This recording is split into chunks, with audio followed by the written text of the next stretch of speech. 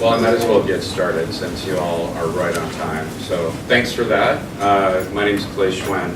I direct academic services for the School of Nursing and Health Studies. So essentially that means I oversee the team that provides advising support for all of our major programs, manages the curriculum. I work with the dean and the faculty to make sure we're doing a stellar job of supporting students and delivering a great academic experience.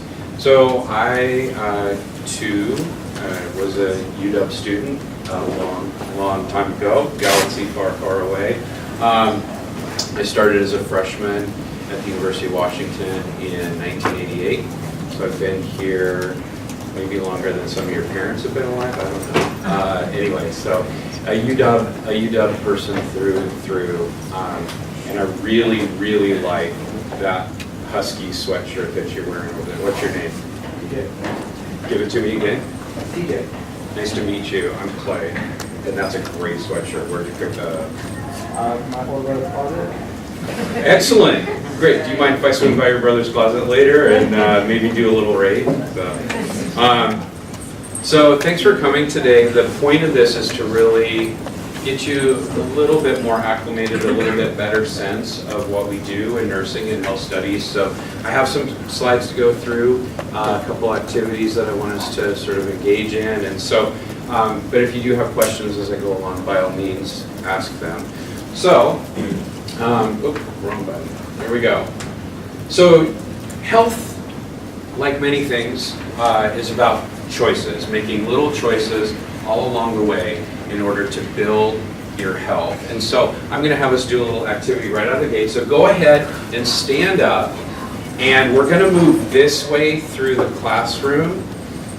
If you are a dog person, like you view yourself as a dog person, I want you to go to my left, so kind of closer to the screen here. And if you're a cat person, go to my right, closer to the windows over here. Just stand up, you can leave yourself where it is. So let's sort the dog people and cat people a little differently. You guys are all cat people?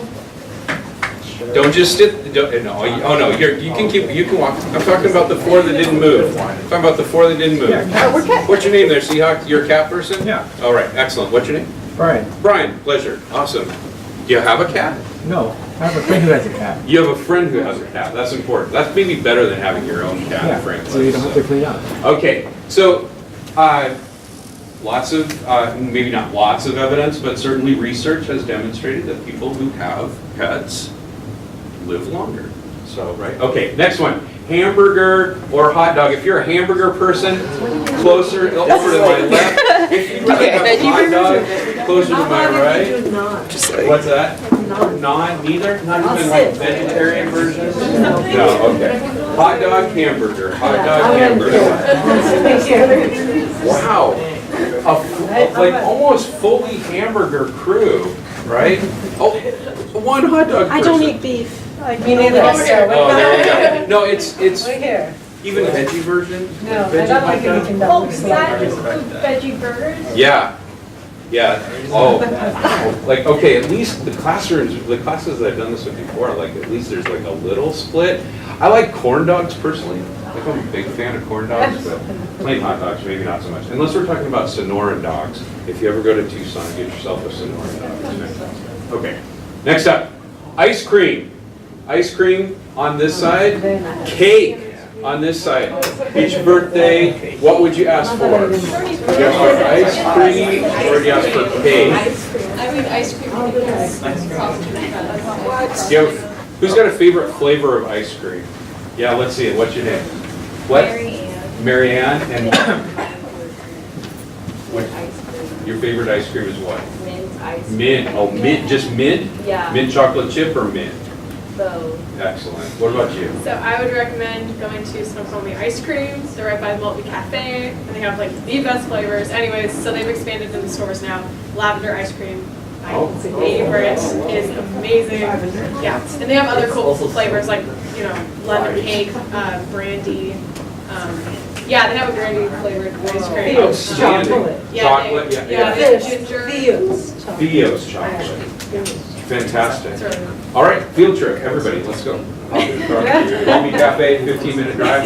All right, next to Maltby. Okay, excellent. Next one, Shakira or Beyonce? Shakira or Beyonce? There's like a lot of Beyonce people, I know. Over here, you were Shakira first time. That's great. You can help your friend judge like, oh no, you're definitely Shakira and you're not Madonna. Outstanding. All right. Next one. Gluten-free or gluten please? Gluten, you know that thing in meat that kind of makes people. Why are you watching? Gluten-free, gluten please. Which are you? I feel like You're gluten please. and it makes allergies. Next one. Soap and water, no matter what, or Purell. I can do Purell. Purell's like that alcohol-based, like hand cleanser, hand sanitizer. Whereas my daughter, when she was like 3, used to say sanitizer, which I think is a better name. All right. Oh wow. Look at you guys. Very healthy practice. Soap and water. Best way to stay nice and healthy during the winter. Okay. This one takes a little more. Let's say you decide to go into healthcare. Are you the kind of person who might like direct patient contact, like you really want to work more directly with people, or you're thinking, you know what, I kind of like the administrative side, I might like to manage budgets or something, or maybe get involved with research, like maybe run statistics or do some of that stuff. So direct patient contact or administrative and research. Oh, a research fan, a few administrators. Still, you're contemplating. It's okay if you don't know for sure. It's your first year. And then, one last question. Let's say you're moving through the university and you get to that point. Would you mind going to 4 more years of school? Like you're thinking, I might go to medical school or I might go to dental school or something like that. So 4 more years of school, or man, you want to go out, start that career right after undergrad. Which is it going to be? Oh, you're still in stress. Like, I mean, come on. Like, you're still doing the thing. No. Okay, so these are the little choices that can influence not just your health, but also how you chart your course through the university, right? That you're going to be asked over the course of your academic career to make some of these little choices along the way. And if you are a cat, hamburger, cake kind of person, that's the thing that starts to help you decide the direction of your life here, compared to, like, how do I know the difference between, what's your name? Liv. How do I know the difference between Liv's academic experience and Anthony's academic experience? Well, because they make different choices about their classes along the way. They might both be health studies majors someday, which would be wonderful, but they make these little choices along the way. So hopefully what I'm going to do in the next little bit here is start to teach you about some of the choices that you might make to build an element of health and health understanding into your time at UW-Bothell. So go ahead and head back to your seat, and we'll go through some more things here. Thanks for going along with that. Appreciate it.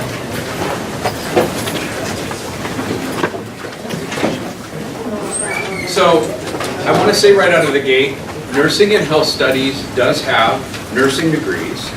We have 2 degrees.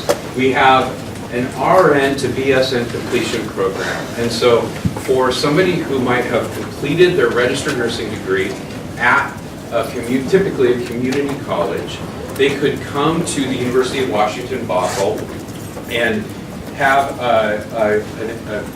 basically a 4-quarter experience to finish their bachelor's degree in an effort to advance their career, maybe develop some leadership skills, start to do a little bit of work around research. So we do have an RN to BSN completion program, but we don't have an RN program where you can start as a freshman, work your way through. That's on the Seattle campus.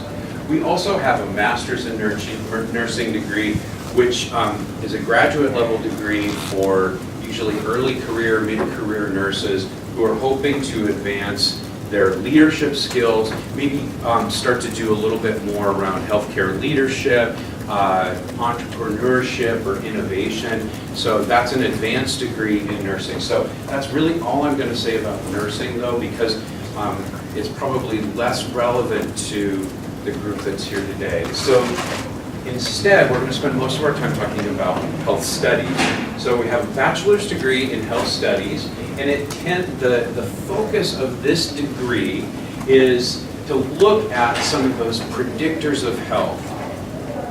Where you grew up, who are your friends with, do you have a dog or a cat? What are some of those social predictors of health, or the biological predictors of health, your genetic makeup, the epidemiology, what environment do you live in, some of the things that you're probably wrestling with in the classes you're taking this quarter.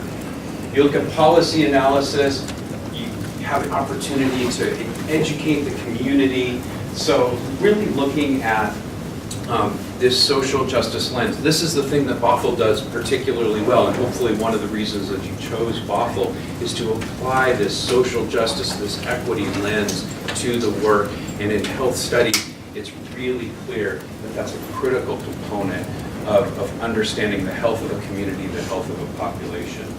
You also have the opportunity to get involved and evaluate health-related research, bless you, and start to understand a broader global health trends and issues. Some of the different careers that our graduates have gone into include, health management and administration here. We do a lot in terms of public health and global health. We do a lot of health education, really great opportunities. We also see a lot, about half of our graduates end up going on to advanced studies, so graduate work in medicine, dentistry, physical therapy, occupational therapy, nursing, radiology, like a whole range of healthcare possibilities. So, I have another little thing I want you to talk about, and this question that we have for you, or I have for you, is access to healthcare a fundamental human right? Yes. Is this a fundamental human right? And why or why not? And then I want you to actually put your foot down on something and say, where would you divert money from if you were trying to fund healthcare? So turn to a partner in groups of 2 or maybe 3 and discuss this. I'll give you like 2 minutes, and then I want to see where people land on this. I'm very curious. In the way, like in the views of America, oh my God, Obamacare.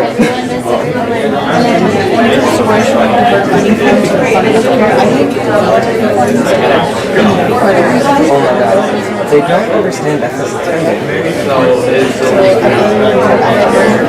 Like literally, my dad works in, and like they literally just have like buses and like cars that like they never use, and they're literally just sitting in their flat like years later, and like all you do is watch them and let them ready and like you can pull up. It's like you don't need this. Maintain maintenance on all those vehicles. So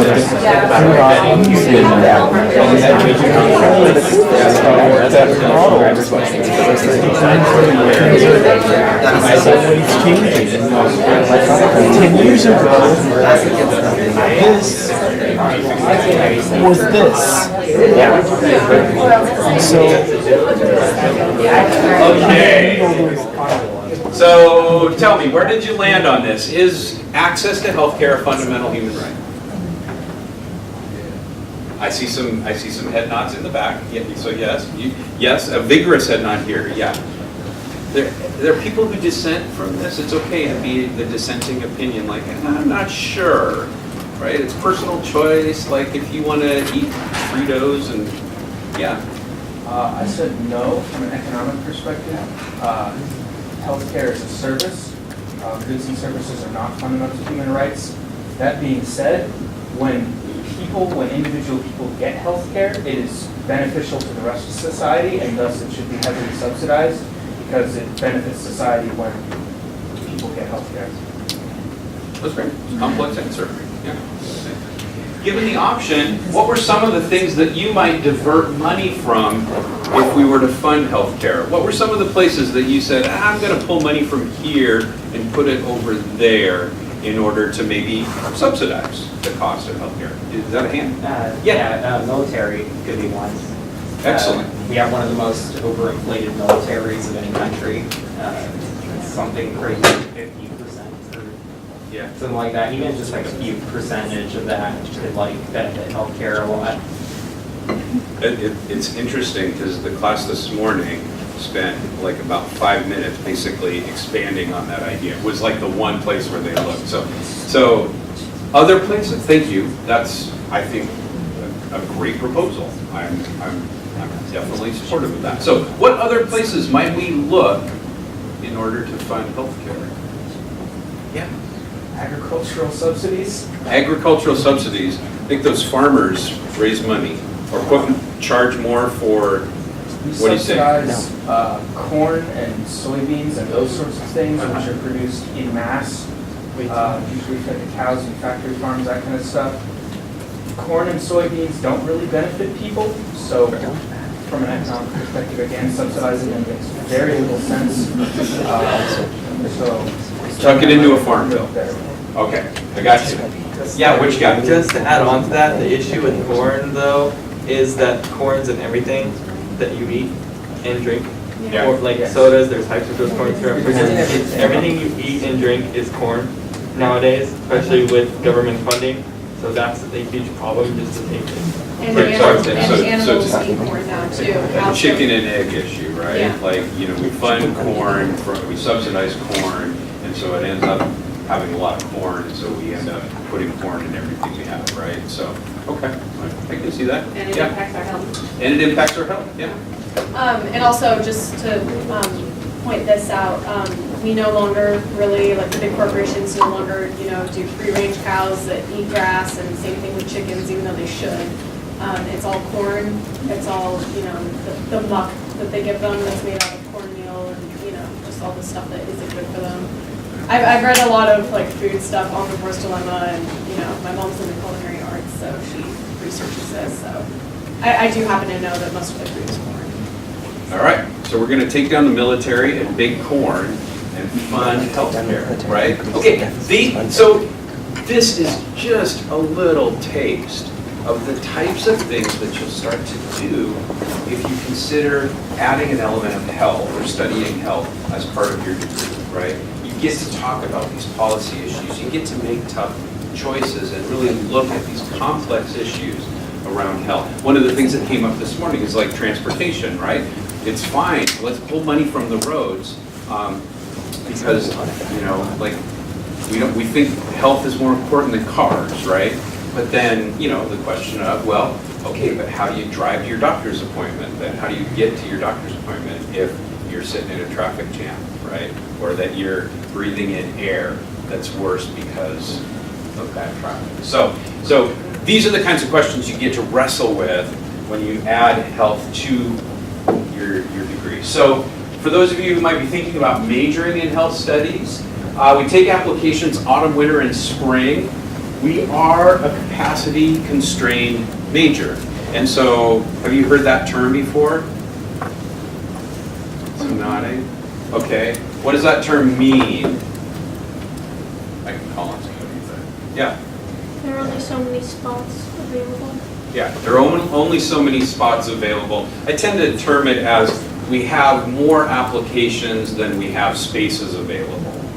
Okay, and so our capacity on a quarterly basis is 40 to 48 students, maybe 50 on a good day. So somewhere between 40 and 50 students are the number of students we're going to admit. We tend to get 70, 80 applicants, okay? So it is capacity constrained. However, we use a holistic review process.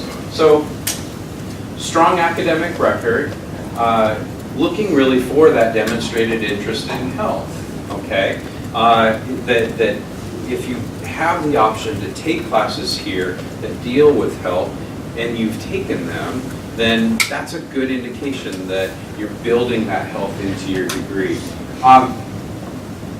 Balanced equally, so academic record, balanced equally with the personal statement, okay?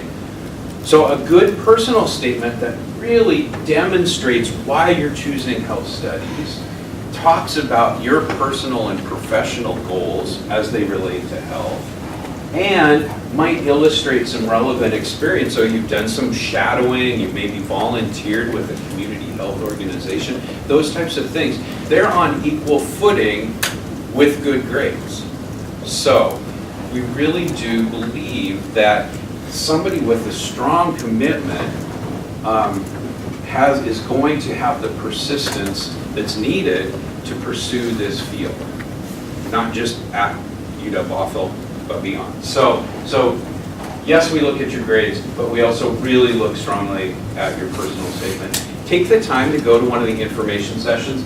So Kristen Lebrecht is our liaison over the admissions office. You might have come across her during the admissions process, perhaps. But she does transfer admission sessions on a monthly basis.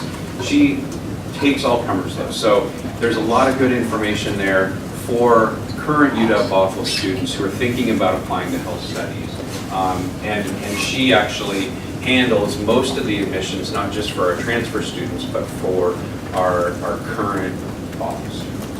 So, any questions about that admissions process? I think it runs fairly similarly to a lot of programs here, but some of the, like what are the ratios, right, between the balance between your grades and your personal statement? Like sometimes that's not exactly clear, but for us it's equal footing.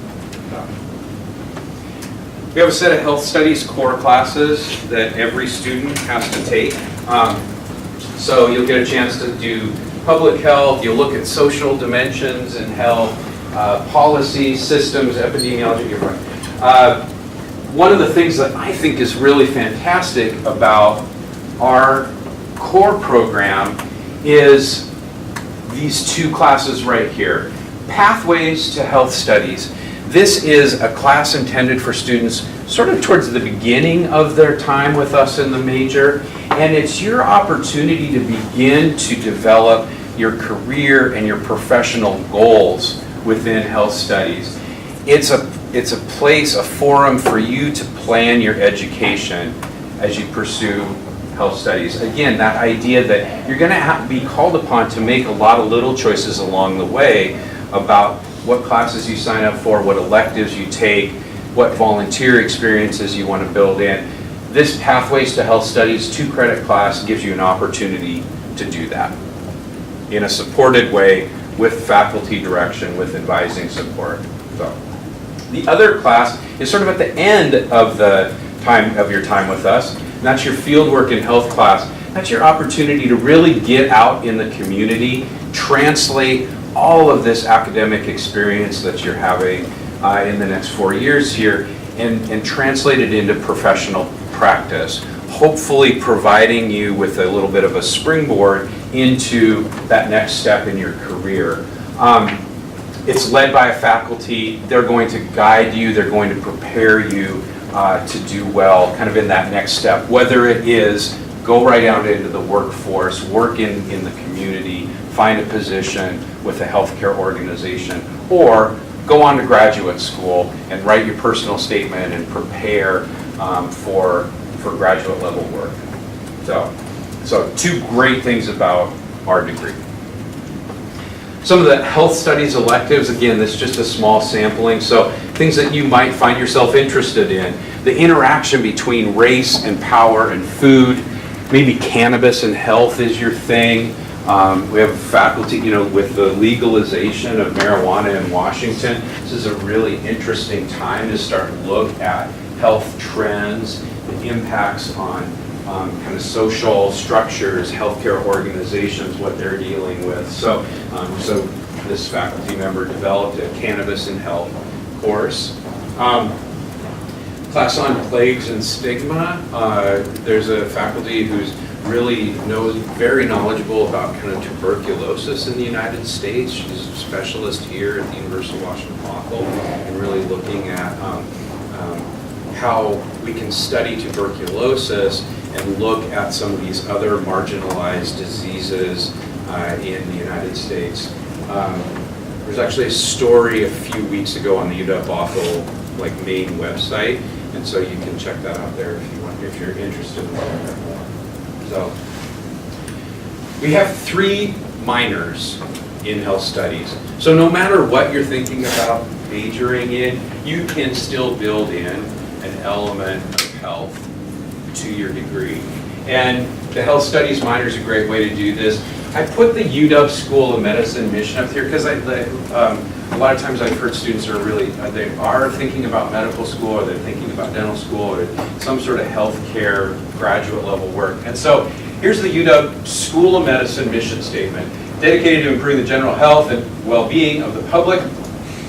Pursuit of those goals, the school is committed to excellent biomedical education and research. The school is also dedicated to ethical conduct. Okay, if you look at the description for our minor, health studies, it maps perfectly, right? Health and wellness at the individual, community, and global levels. So health and well-being of the public, critique health research, right? So biomedical education and research, and then advocate for ethics and healthcare practice, right?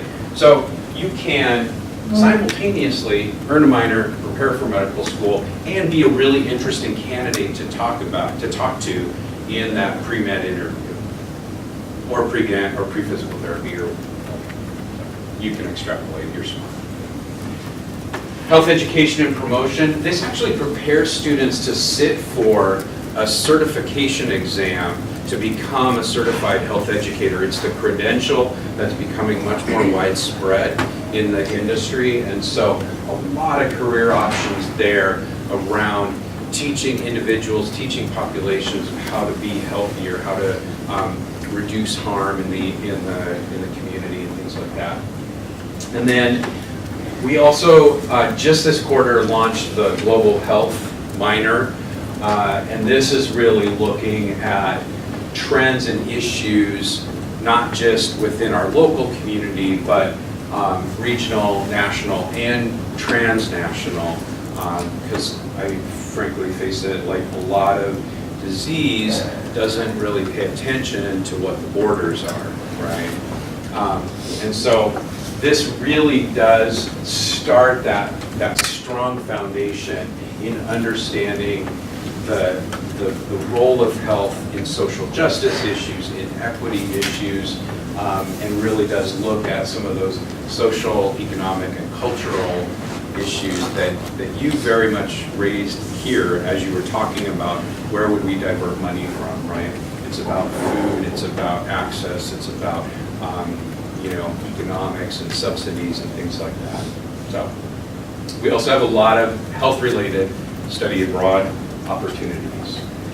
Okay, you have plenty of resources available to you to begin to explore some of these things. I would encourage you to take advantage of many of them. If you are thinking about a health career beyond your undergraduate experience, especially medical, dental, PT, OT, PA, you need to see Stephanie Barone. She's the pre-health advisor in FIP. And so take the time to make an appointment with Stephanie, sit down with her, start to chart your course. She's an outstanding advisor with regard to pre-health advising. So please take the time to meet with her. And then finally, if you want to contact us, we're just right down the hall. Doors are open Monday through Friday, 8 to 4. You can very easily get a hold of us, uwbnhs@uw.edu. More than happy to sit down and talk with you about your plans. And again, incorporating health into your time here at UW Bothell and beyond. So that's it. I'm going to pass the baton here. Do you have slides? Yeah. Okay, cool. Thank you, and we'll talk soon.